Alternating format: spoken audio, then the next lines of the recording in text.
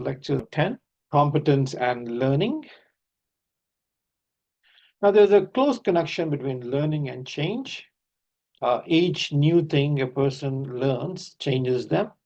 Also, any change will require learning to take place. From an organizational point of view, some change are specifically about changing the organization's strategic capabilities so that learning will be a central issue. Others will require tactical changes in the capabilities of the staff or in the organization's capacities for different types of work. Without attention to these issues, a change is likely to fail in whole or in part, and planned benefits will not be recognized. In most cases, organizations have learning and development professionals who can support change initiatives. So this module is intended to help change managers understand some of the learning issues that may arise through change so that they can collaborate more effectively with their learning and development colleagues. It also seeks to highlight some ways in which a learning and development perspective can offer insights into wider change thinking.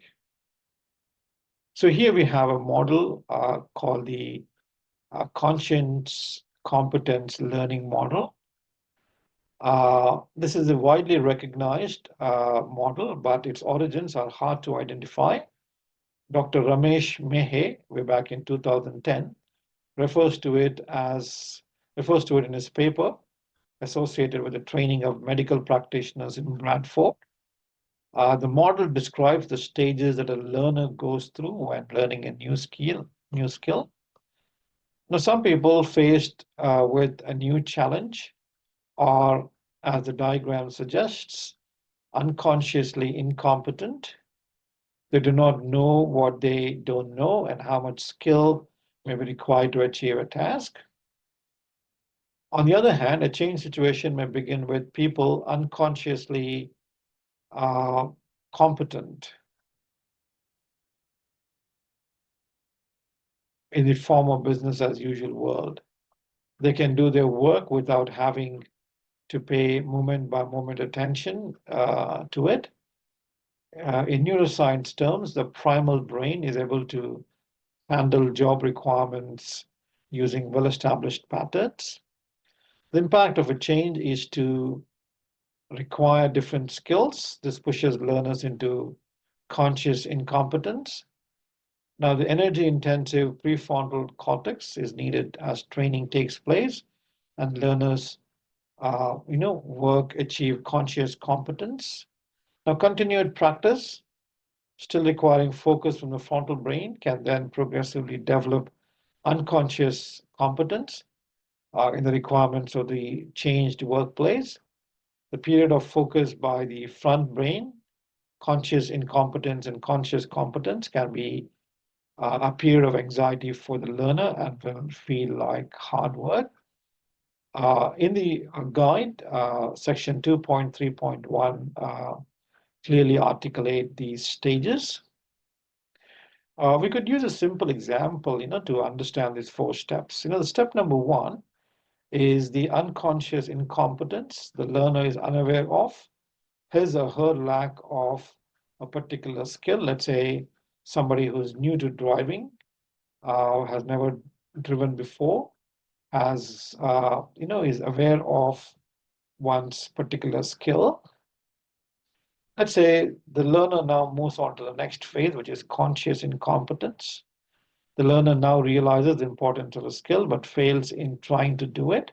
So let's say when a particular person is put on the road and is being taught the rules of the road, etc., there's a consciousness that that particular person is incompetent. That's conscious incompetence.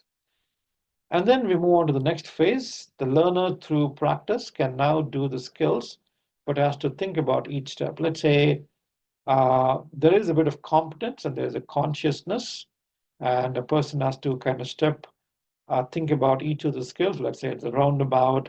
He has to think about what are the rules that he or she needs to engage with. And the final step is unconscious competence. The learner can do the skill effortlessly without much conscious thought. So this is when you kind of keep driving, to to a large extent, a lot of these rules become embedded in your consciousness, and therefore you don't really have to think about them. So that's a state of unconscious competence.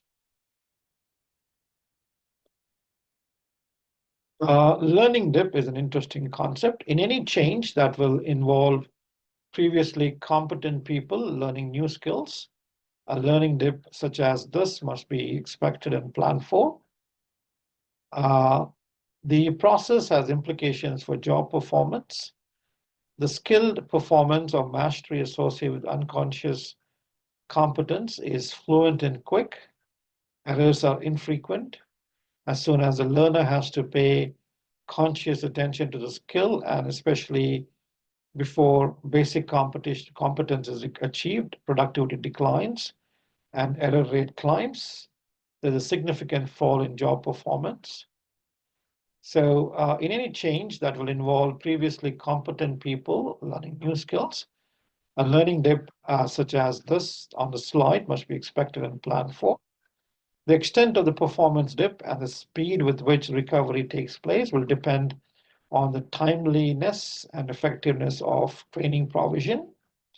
Now, change managers will want to identify the subject matter experts who will support the assessment of learning needed, the learning and development specialist who can carry out effective learning needs analysis, whether the new skills required are developments of an existing skills base or completely new, the amount of new learning, especially of new and different skills required and over what period of time, the risks of the learning load becoming overwhelming, and any early adopters who can support those whose learning comes later. So these are some good tips for the change managers. Here are a few reflective questions. You could think and maybe write down on a piece of paper, what are your experiences of the learning dip? Think about a situation in your experience of learning. How did this experience affect you/others? What would have helped you through the learning dip?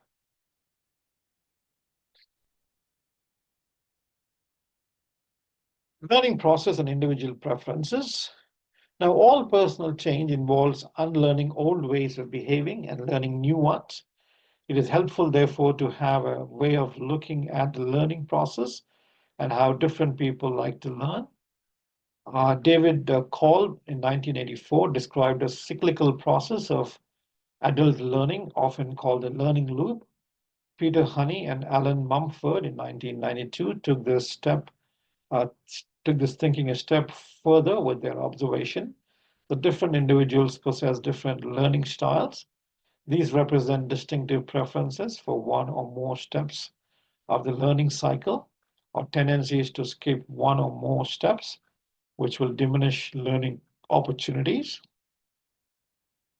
So the table that you see on this slide, this set out some examples of activities that might particularly suit the preferences of different learners. Of note, of course, none of these examples are uniquely preferred by a single learning style. Pragmatists can learn well from observing others. Theorists can learn from coaching and so on. Also, the fact that a learning method is less preferred does not necessarily mean it will be less effective. However, the examples illustrate some of the range of options that may support a learning journey and the learning styles most likely to appreciate each learning method. So on this particular slide, we've got the various learners. So an activist is somebody who prefers activity, who is likely to learn best from experiences where they can have a go. They move on too quickly from experience to experience without allowing time for reflection. A reflector is somebody who prefers reflection, learns best from watching others and reflecting on their own experiences. But the flip side is misses learning opportunities by not taking the risk of trying things practically. A theorist who is a person who learns by theorizing. The plus is learns logically from first principles and models, often from reading, research, or presentation. The flip side is they have an aversion to intuitions or create approaches and miss learning opportunities as a result. And the last one is a pragmatist who learns by trying out ideas, learns by testing and applying ideas and models they see as relevant to a current situation.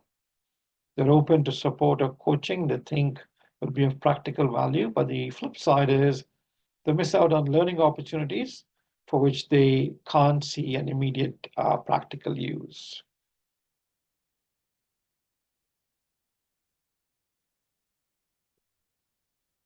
So here we've got a few more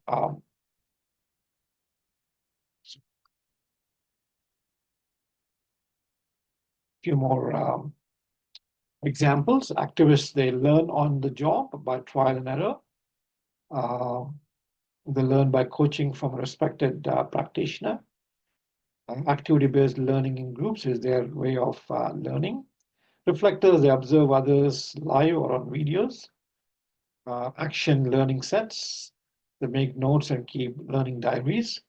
Pragmatists, they enjoy practical workshops, on-job learning by trial and errors, and they apply tools and models to practice situations.